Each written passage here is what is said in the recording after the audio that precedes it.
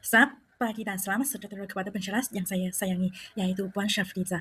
Hari ini saya ingin membentangkan tentang tugasan 3, yaitu persembahan untuk subjek sosiologi dalam pendidikan. Dan saya akan menerangkan berkaitan dengan kesan tentang mobiliti sosial dalam video ini. Okey, jadi soalan yang saya dapat adalah saya perlu menilaikan kesan perubahan pendidikan semasa terhadap mobiliti sosial belajar melalui persembahan secara digital. Berdasarkan soalan, saya telah membahagikan kepada 5 isi yang berbeza. Yang pertama ialah mobiliti sosial, kedua ialah transformasi pendidikan, ketiga ialah aspirasi murid, keempat ialah kesan perubahan pendidikan semasa dalam aspek transformasi pendidikan terhadap mobiliti sosial belajar, dan yang last sekali ialah kesan perubahan pendidikan semasa dalam aspek aspirasi murid terhadap mobiliti sosial belajar.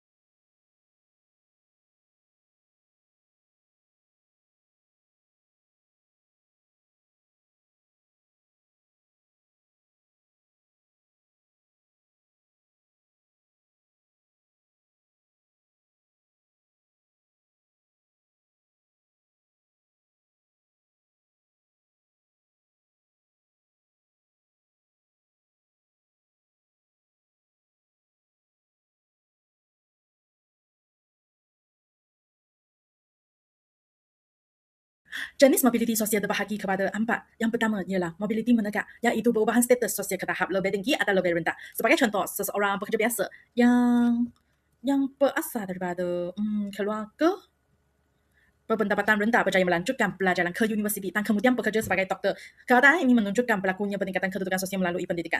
Yang kedua pula ialah mobiliti menetap, di mana ia merujuk kepada perubahan pekerjaan atau beranak tanpa perubahan status sosial seseorang individu. Sebagai contoh, seseorang pekerja biasa berjaya dinaikkan pangkat menjadi pengurus, menunjukkan mobiliti sosial meningkat ke atas. Yang ketiga pula ialah mobiliti sosial menetap, iaitu mobiliti ini berlaku apabila seseorang individu berpindah pekerjaan ataupun peranan sosial tanpa perubahan yang ketara dalam kedudukan sosial mereka. Sebagai contoh, seseorang guru berpindah mengajar dari sesebuah sekolah ke sekolah yang lain masih berada dalam profesi yang sama, maka status sosialnya tidak berubah, jadi dikenali sebagai mobiliti sosial menetap, iaitu berubah daripada satu profesi yang sama kepada satu profesi yang sama di tempat pelayanan. Lepas tu yang ketiga ialah mobiliti intergenerasi, yang ini tadi saya pun ada menerangkan. Ia merujuk kepada perubahan status dalam kehidupan seseorang individu itu sendirilah. Sebagai contoh, seseorang individu yang memulakan kerjaya sebagai pembantu kedai biasanya akan berjaya membuka perniagaan sendiri sehingga menjadi usahawan yang berjaya. Yang keempat ialah mobiliti intragenerasi. Yang ini pun saya tadi ada terangkan tadi. Ia merujuk kepada perubahan kedudukan sosial antara dua generasi dalam sesebuah keluarga. Biasanya antara ibu bapa dan juga anak lah. Sebagai contoh macam tadi, ibu bapa bekerja sebagai petani tetapi anak mereka berjaya sebagai jurutera selepas mendapat pendidikan yang tinggi. Kiranya mobiliti ini dia berbeza daripada sudut pekerjaan. Jadi ia juga berlaku dalam sesebuah keluarga. Itu bermaksudnya berlakunya mobiliti intergenerasi. Okey, jadi transformasi pendidikan pula merujuk kepada perubahan yang menyeluruh dalam sistem pendidikan untuk meningkatkan kualiti pembelajaran murid. Perubahan ini memastikan proses pengajaran dan pembelajaran menjadi lebih berkesan, menarik dan juga sesuai dengan perkembangan semasa. Sebagai contoh, pelaksanaan kurikulum standard sekolah rendah, iaitu KSSR, menekankan pembelajaran yang lebih berpusatkan murid dan juga membantu meningkatkan pemahaman serta kemahiran murid dalam berbagai bidang. Transformasi ini melibatkan perubahan dalam kurikulum, pedagogi, teknologi dan juga latihan guru. Ia dapat membantu untuk meningkatkan profesional guru melalui latihan secara berterusan. Sebagai contoh, seseorang guru kini biasanya akan menggunakan Google Classroom, video pembelajaran dan juga bahan digital untuk membantu murid memahami pelajaran dengan lebih mudah dan juga interaktif. Sebab sekiranya melakukan pembelajaran secara dalam talian, ada berbagai media dapat digunakan seperti Quizy, Kahoot untuk menarik minat murid dalam menjawab kuis di samping mengukuhkan ilmu pengetahuan yang sudah dipelajari. Yang ketiga ialah transformasi ini bertujuan untuk melahirkan murid yang mempunyai kemahiran abad ke-21 seperti pemikiran kritis, kreativiti, komunikasi dan juga kerjasama supaya murid mampu menghadapi cabaran dunia moden. Sebagai contoh, murid sering menjalankan aktiviti pembelajaran secara berkumpulan ataupun projek yang membantu mereka belajar bekerjasama serta berfikir secara kreatif. Dan yang keempat ialah transformasi pendidikan ini bertujuan untuk membantu meningkatkan mobiliti sosial dan juga daya saing negara. Apabila murid mendapat pendidikan yang berkualiti dan juga memiliki kemahiran yang relevan, maka mereka akan mempunyai peluang yang lebih baik untuk memperoleh pekerjaan yang baik dan juga meningkatkan taraf hidup mereka. Sebagai contoh, seseorang belajar daripada keluarga berpendapatan rendah yang berjaya melanjutkan pelajaran ke universiti dan juga memperoleh pekerjaan profesional seperti doktor dapat meningkatkan kedudukan sosial keluarga mereka. Di Malaysia, transformasi pendidikan telah dijemahkan melalui Pelan Pembangunan Pendidikan Malaysia iaitu PPPM 2013 hingga 2025 yang menetapkan 11 anjakan utama untuk memperkuatkan sistem pendidikan negara. Yang pertama ialah anjakan ini bertujuan untuk memastikan semua murid di Malaysia mendapat peluang pendidikan yang berkualiti tanpa mengira latar belakang sosial, ekonomi ataupun lokasi tempat tinggal, di mana ia adalah berasaskan kepada menyediakan kesamarataan akses kepada pendidikan berkualiti bertaraf antarabangsa. Sebagai contoh, kerajaan telah menyediakan berbagai kemudahan seperti bantuan persekolahan, program rancangan makanan tambahan kepada murid supaya mereka mendapat peluang pendidikan yang sama. Yang kedua ialah memastikan setiap murid menguasai bahasa Malaysia tanpa bahasa Inggeris serta digalakkan mempelajari bahasa tambahan supaya murid mampu bersaing di peringkat global. Sebagai contoh, sekolah melaksanakan program seperti Dual Language Program yang juga dikenali sebagai TLP yang membolehkan murid mempelajari mata pelajaran tertentu seperti bahasa Inggeris untuk meningkatkan penguasaan mereka dalam bahasa tersebut. Yang ketiga ialah melahirkan rakyat yang menghayati nilai dan juga jati diri dalam kalangan murid supaya mereka menjadi individu yang bertanggungjawab dan juga berintegriti. Sebagai contoh, murid diajar tentang nilai mulia seperti hormat menghormati, kerjasama, tanggungjawab dalam kehidupan seharian melalui pendidikan moral dan juga pendidikan Islam.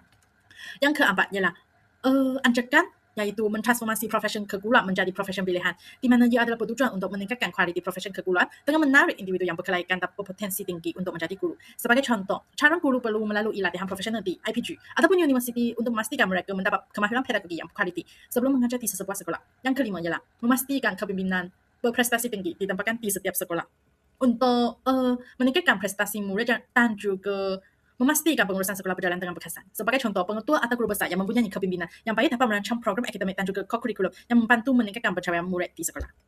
Anjakan keenam ialah mengupaya JPM, PPT dan juga sekolah untuk menyediakan penyelesaian khusus berasaskan keperluan. Anjakan ini adalah untuk membantu memastikan murid daripada berbagai latar belakang mendapat sokongan pembelajaran yang sesuai dan meningkatkan peluang mereka untuk berjaya dalam pendidikan. Sebagai contoh, sekolah di kawasan luar pantai boleh melaksanakan program sokongan akademik tambahan untuk membantu murid meningkatkan pencapaian mereka. Yang ketujuh ialah memanfaatkan ICT bagi meningkatkan kualiti pembelajaran di Malaysia agar murid dapat memperoleh ilmu pengetahuan dengan lebih luas dan meningkatkan kemahiran digital yang penting dalam dunia pekerja masa kini. Sebagai contoh, penggunaan platform seperti Google Classroom dan juga bahan pembelajaran digital dapat membantu murid belajar secara lebih fleksibel. Yang 8 ialah mentransformasi kebolehan dan juga keupayaan penyampaian kementerian, di mana ia adalah untuk membantu membolehkan sistem pendidikan yang lebih cepat dan terancang, dapat memastikan semua murid mendapat peluang pembelajaran yang berkualiti. Sebagai contoh, penambahbaikan sistem pengurusan sekolah dan latihan guru dapat meningkatkan keberkesanan proses pengajaran dan juga pembelajaran. Yang kesembilan ialah bekerjasama dengan beberapa komuniti dan juga sektor swasta secara meluas agar sokongan daripada berbagai pihak ini dapat membantu murid untuk meningkatkan pencapaian akademik dan memperoleh peluang pembelajaran yang lebih luas. Sebagai contoh, program kerjasama antara sekolah dan juga industri dapat memberikan pendataan kerjaya tertentu kepada murid. Sebagai contoh, sekiranya industri atau kilang berapa mendedahkan kerjaya ini kepada murid, maka murid dapat menguasai kerjaya itu dengan lebih mendalam. Yang ke-10 ialah memaksimumkan keberhasilan murid bagi setiap ringgit, iaitu ia dapat memastikan murid dapat memahami setiap pembelajaran pendidikan kena menggunakan secara atau memanfaatkan secara maksimum. Peruntukan kewangan yang digunakan secara berkesan dapat meningkatkan kemudahan pendidikan dan juga peluang pembelajaran murid. Sebagai contoh, penyediaan kemudahan makna komputer dan juga bahan pembelajaran yang berkualiti di sekolah. Yang ke-11 ialah meningkatkan keterusan untuk bertanggungjawab awam secara langsung agar sistem pendidikan yang terus dapat membantu dan memastikan semua murid mendapat peluang pendidikan yang adil serta berkualiti. Sebagai contoh, laporan prestasi sekolah dan juga pencapaian pendidikan yang dikongsi secara terbuka kepada masyarakat dapat meningkatkan atau membantu murid untuk meningkatkan peluang pendidikan mereka secara tidak langsung. Aspirasi murid pula merujuk kepada kemahiran, nilai dan juga ciri-ciri kepribadian murid yang ingin dibentuk melalui sistem pendidikan. Aspirasi ini bertujuan untuk memastikan murid bukan sahaja cemerlang dalam akademik, tapi juga memiliki kemahiran yang membolehkan mereka berjaya dalam kehidupan dan juga menyumbang kepada masyarakat serta negara. Sebagai contoh, murid bukan sahaja perlu menguasai pengetahuan akademik, tetapi juga mempunyai kemahiran berfikir secara kritis dan juga kreatif agar murid dapat menjalankan aktiviti pembelajaran berasaskan projek yang memerlukan mereka mencari maklumat, berbincang dalam kumpulan dan juga menghasilkan idea baharu, terutamanya dalam pertandingan seperti inovasi. Selain itu, murid juga perlu mempunyai kemahiran komunikasi dan juga kerjasama. Sebagai contoh, murid boleh belajar cara menyampaikan idea dengan jelas serta bekerja sama dengan rakan untuk menyelesaikan tugasan semasa aktiviti pembentangan atau berbincang kumpulan dijalankan di dalam kelas. Dan saya rasa aspirasi murid juga menekankan kepada pembentukan nilai murni dan juga sasya yang baik dalam diri murid. Sebagai contoh, sekiranya murid digalakkan untuk mengamalkan sikap hormat menghormati, bertanggungjawab dan juga bekerja sama melalui aktiviti kurikulum seperti persatuan, sukan dan permainan serta uniform, tentu dapat melahirkan murid yang baik dari segi sasya dan juga jasmani.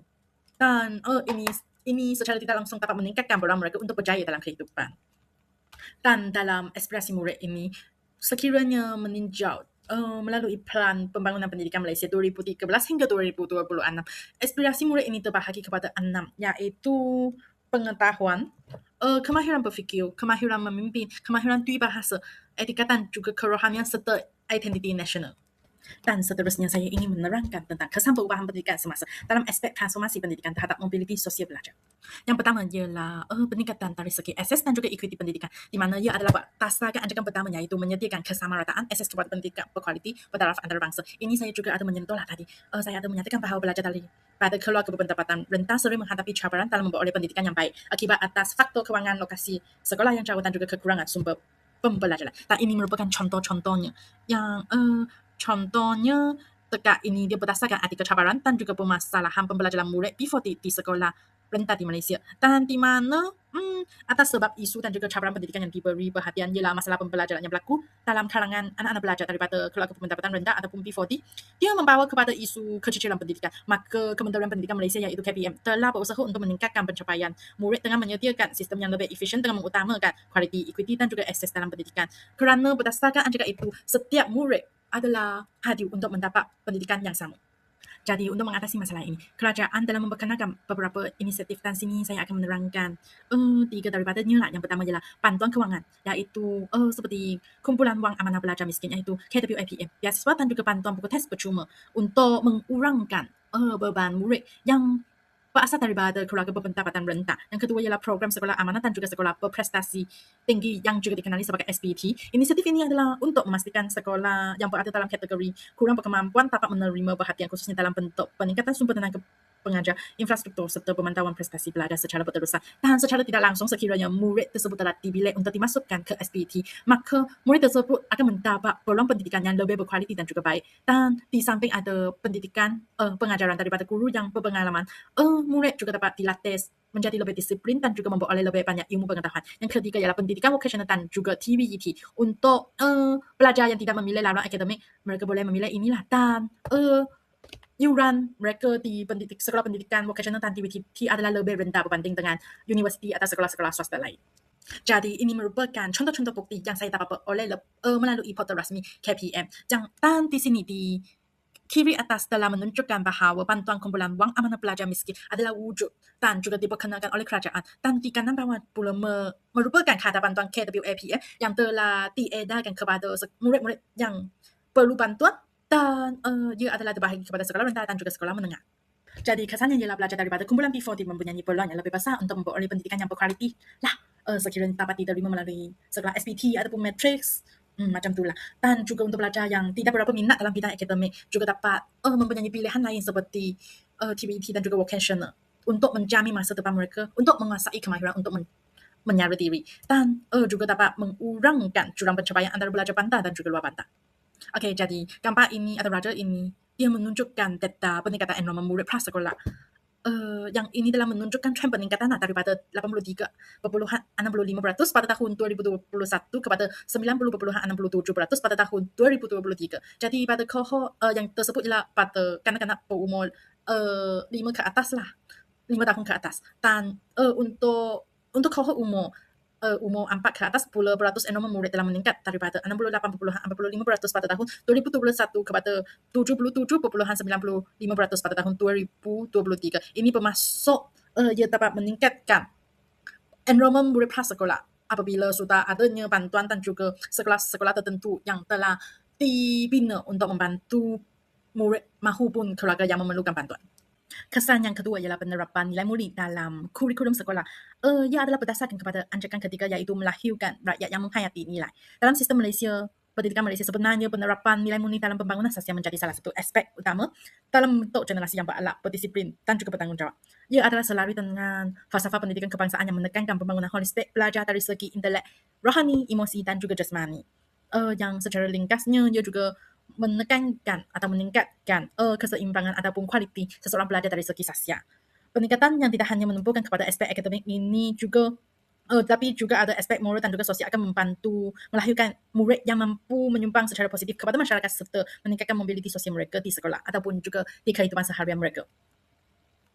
Okey, jadi sekiranya kita meneliti artikel yang bertajuk konsep penerapan dan juga penghayatan nilai-nilai murni berasaskan falsafah pendidikan kebangsaan, iaitu FPK yang ada dekat sini, dekat kiri atas dan juga kanan bawah.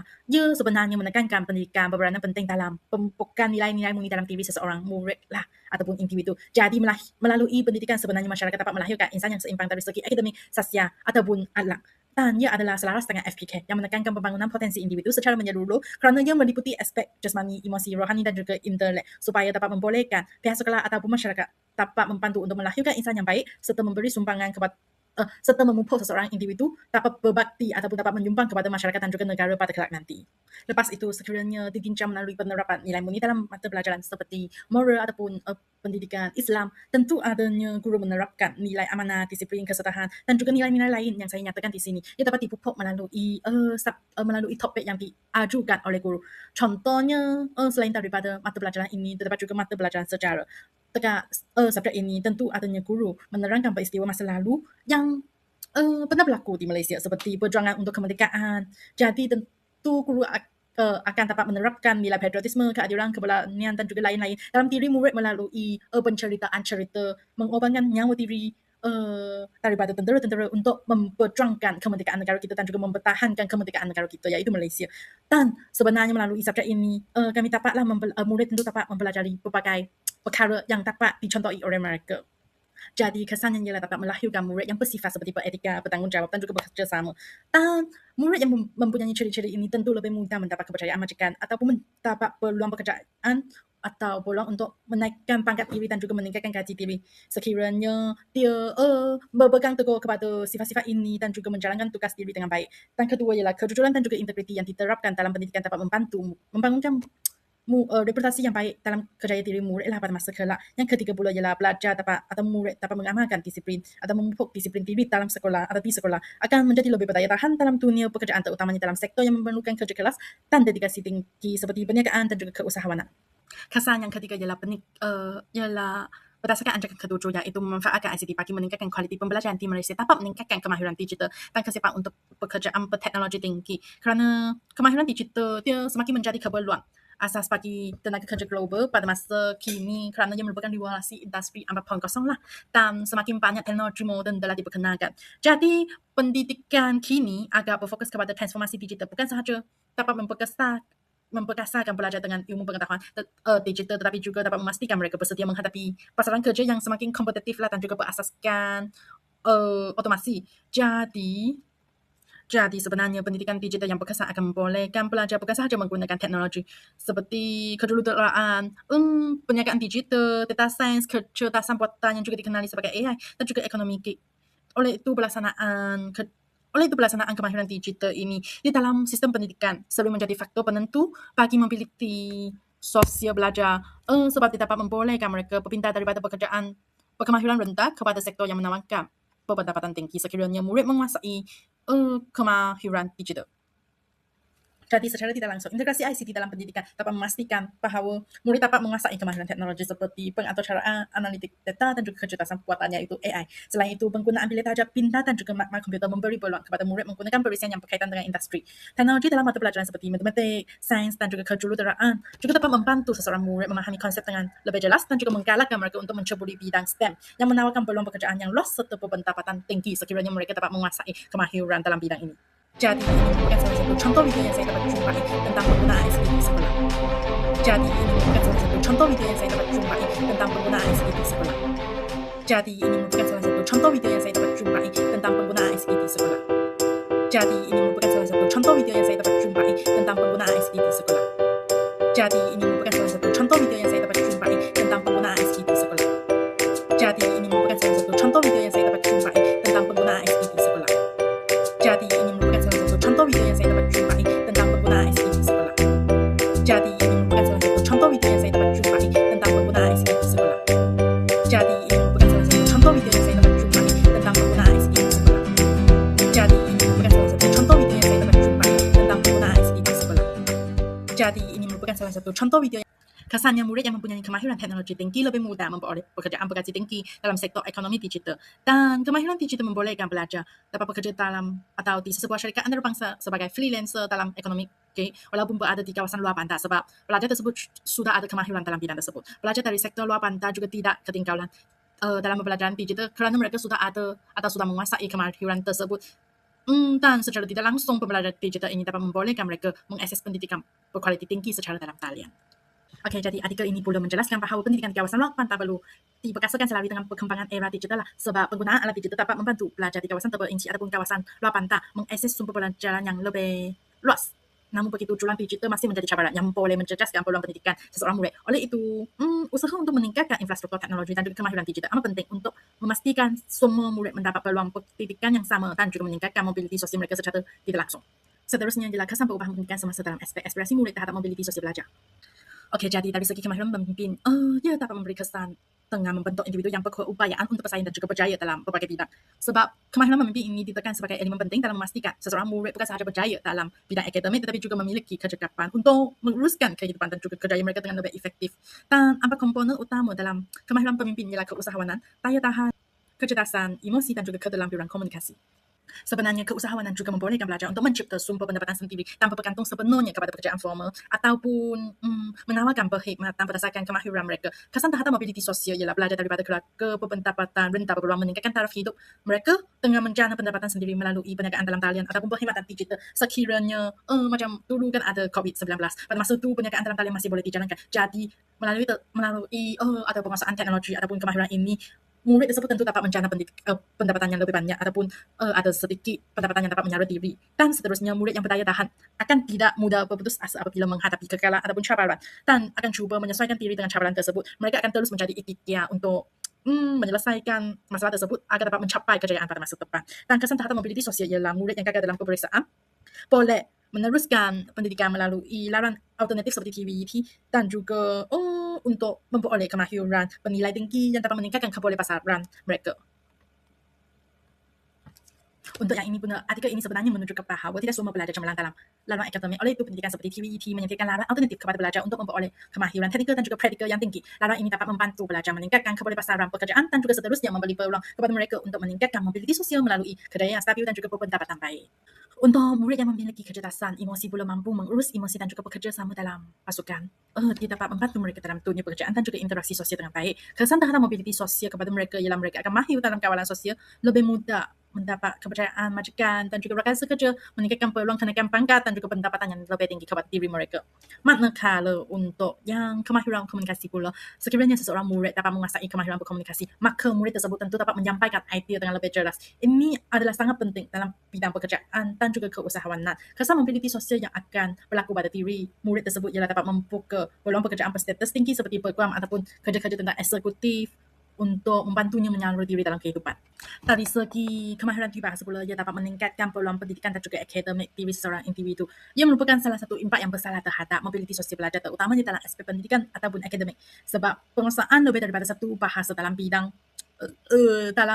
pekerjaan ataupun semasa dunia yang semakin mencabar ini ataupun semakin global ini, ia dapat membuka pintu kepada diri seorang individu. Sebab sekiranya ia menguasai lebih banyak bahasa, maka ia dapat ada lebih banyak peluang pekerjaan. Jadi dapat meningkatkan daya saing diri serta membolehkan mereka dapat mengakses institusi pendidikan yang lebih berbagai.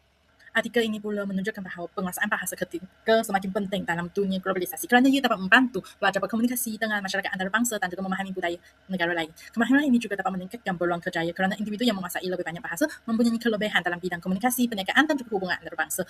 Oleh itu, penguasaan bahasa tambahan dapat meningkatkan daya saing dan juga mobiliti sosial pelajar pada masa hadapan. Lepas itu, ia dapat memastikan seseorang murid dapat mengakses ke institusi pendidikan bertaraf antarabangsa sebab sekarang ada banyak universiti terkemuka di dunia menggunakan bahasa Inggeris sebagai bahasa penghantar utama termasuk Harvard, Oxford dan Cambridge. Pelajar yang fasih dalam bahasa Inggeris lebih berpeluang lah untuk diterima masuk sebab mereka sudah memenuhi keperluan ataupun kriteria yang ditetapkan dalam syarat kemasukan, iaitu mempunyai keperluan bahasa akademik yang telah ditetapkan. Pelajar dari latar belakang sosial ekonomi yang rendah yang fasih dalam lebih daripada satu bahasa pula dapat berpeluang melanjutkan pelajaran ke luar negara dengan beasiswa penuh dan juga dapat meningkatkan taraf hidup mereka dan juga keluarga mereka lah. Dengan memperoleh kelayakan daripada institusi berprestasi, mereka dapat lebih berpeluang mendapatkan pekerjaan yang lebih baik dengan gaji lebih tinggi dan juga membawa kepada peningkatan dalam mobiliti sosial intergenerasi. Okey, jadi sekiranya seorang murid dapat menguasai berbagai bahasa, ia juga dapat meningkatkan kejayaan akademik mereka di sekolah kerana penguasaan berbagai bahasa dia dapat membolehkan mereka menguasai sebilangan subjek akademik di sekolah, terutamanya sains, matematik dan juga teknologi yang memerlukan pemahaman konsep yang lebih kompleks sebab kadang-kadang istilah yang digunakan olehnya adalah sangat sukar untuk difahami. Jadi banyak banyak istilah lah yang berasal daripada bahasa asing, terutamanya bahasa Inggeris, kerana sebahagian besar tugas dan kajian akademik ditulis dalam bahasa tersebut. Pelajar yang dapat memahami berbagai subjek dengan lebih mendalam mempunyai prestasi akademik yang lebih baik, tentu dapat meningkatkan peluang mereka untuk diterima masuk ke sekolah berprestasi, universiti terbaik dan juga program beasiswa. Keupayaan seseorang murid untuk memahami sumber ilmu dalam dua bahasa juga membolehkan mereka mengakses lebih banyak pengetahuan yang memberi kelebihan kepada diri mereka dalam pasaran kerjaya, juga dapat membuka atau memberikan diri mereka lebih banyak peluang pendapatan yang lebih tinggi. Dari segi identiti nasional pula, ia dapat mengukurkan perpaduan dan juga kesepakatan sosial, iaitu kedua-dua perpaduan dan juga kesepakatan ia sebenarnya merupakan asas kepada kestabilan dan juga kemajuan sesebuah negara yang ingin meluncur kepada tokoh Joshua dan juga embung pada tahun 2021. Jadi sekiranya meneliti melalui aspirasi murid, pengukuhan perpaduan dalam kalangan pelajar sebenarnya menjadi aspek yang penting dalam membentuk masyarakat yang harmoni, inklusif dan juga bersatu padu. Sebab perpaduan tidak hanya melibatkan hubungan antara kaum, tetapi ia juga mengurangkan jurang sosial dan juga ekonomi, penghayatan nilai bersama dan juga interaksi yang positif dalam berbagai aspek kehidupan. Jadi untuk interaksi dalam sistem sekolah kebangsaan pula, sistem sekolah kebangsaan di Malaysia sebenarnya berfungsi sebagai platform utama daripada berbagai latar belakang. Lepas tu dari segi perbezaan etnik, budaya, agama dan lain-lain. Jadi dengan adanya sekolah kebangsaan ini, ia dapat membolehkan penempatan murid yang berasal dari berbagai latar belakang dalam boleh dapat ditempatkan dekat satu persekitaran yang sama. Jadi secara tidak langsung dapat meningkatkan pemahaman murid lah sekiranya mereka diberi peluang untuk membuat perbincangan setiap hari. Lepas tu strategi yang digunakan ialah guru menggalakkan penyertaan dalam kelas bercampur, iaitu menggalakkan murid daripada berbagai kaum untuk membina satu kumpulan pembelajaran bersama. Selain itu, guru harus memastikan kurikulum sejarah dan juga civic dapat menekankan kepentingan perpaduan nasional semasa mereka menjalankan aktiviti pengajaran dan juga pembelajaran di dalam kelas. Seterusnya, guru juga perlu cuba untuk mewujudkan persekitaran pembelajaran yang inklusif, bebas daripada diskriminasi atau prasangka dalam kalangan murid. Pelajar yang membesar dalam persekitaran yang berbagai lebih mudah menyesuaikan diri dalam dunia pekerjaan yang bersifat multikultural, sebab sekiranya mereka mempunyai kemahiran komunikasi antara budaya yang tinggi, ia dapat membolehkan atau mendorong mereka jadi lebih baiklah untuk syarikat multinasional dan juga perniagaan antarabangsa. Sebagai contoh, seorang pelajar yang membesar dalam sistem sekolah kebangsaan yang berbagai kaum, maka tentulah murid tersebut atau pelajar tersebut lebih mudah untuk bergaul dengan berbagai kaum dalam sesuatu tempat kerja maupun sesuatu tempat lah yang melibatkan pasukan daripada berbagai latar belakang, dan itu tentu dapat meningkatkan peluang kenaikan pangkat dan juga kejayaan dalam kerjaya diri murid pada masa depan. Seterusnya ialah rancangan integrasi murid untuk perpaduan yang juga dikenali sebagai REMOVE, yang merupakan satu inisiatif kerajaan untuk memupuk perpaduan dalam kalangan pelajar sekolah berbagai etnik melalui program-program yang dijalankan. Dan ini merupakan kata daripada Husin dan juga Abdullah pada tahun 2018. Jadi melalui aktiviti ini sebenarnya ada berbagai aktiviti kecil lah dalam rancangan ini, termasuk pertandingan sukan antara sekolah pelayanan aliran, lawatan saling budaya dan juga projek komuniti bersama, kamp motivasi dan juga seminar kepimpinan untuk menggerakkan hubungan murid daripada berbagai etnik lah, dan juga melalui sambutan perayaan seperti Deepawali, Hari Raya Aidilfitri dan juga Tahun Baru Cina. Apabila murid daripada latar belakang yang berbeza diberi peluang untuk berinteraksi, tentulah mereka dapat memahami adat Islam, budaya dan juga agama antara satu sama lain. Dan ini dapat membantu dalam pengurangan prejudis dalam kalangan mereka dan justru meningkatkan kerjasama dalam sektor pekerjaan, iaitu hubungan baik antara kaum boleh membantu mereka memudahkan urusan dalam pekerjaan seharian dan juga membolehkan mendapat peluang pekerjaan yang lebih tinggi sebab asalkan dapat berkomunikasi dan juga bekerjasama. Artikel ini sebenarnya berkaitan dengan program REMOVE menunjukkan komitmen KBM dalam pemupukan perpaduan sosial dalam kalangan murid, sebab murid daripada berbagai kaum dapat berinteraksi dan juga memahami antara satu sama lain melalui berbagai aktiviti seperti program kebudayaan dan juga kerjasama antara murid lah. Program ini bukan sahaja dapat mengeratkan hubungan antara pelajar, tetapi juga dapat memupuk semangat cinta negara dan juga tanggungjawab terhadap masyarakat. Dan ini merupakan salah satu contoh video yang saya dapat jumpa ia berkaitan dengan program REMOVE tersebut.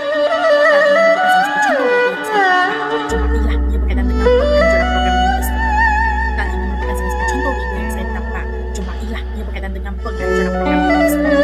Dan ini merupakan salah satu contoh video yang saya dapat jumpa ia berkaitan dengan penganjuran program REMOVE tersebut. Dan ini merupakan salah satu contoh video yang saya dapat jumpa ia berkaitan dengan penganjuran program REMOVE tersebut. Dan ini merupakan salah satu contoh video yang saya dapat jumpa ia berkaitan dengan penganjuran program REMOVE tersebut. Dan ini merupakan salah satu contoh video yang saya dapat jumpa ia berkaitan dengan penganjuran program REMOVE tersebut. Dan ini merupakan salah satu contoh video yang saya dapat jumpa ia berkaitan dengan penganjuran program REMOVE tersebut.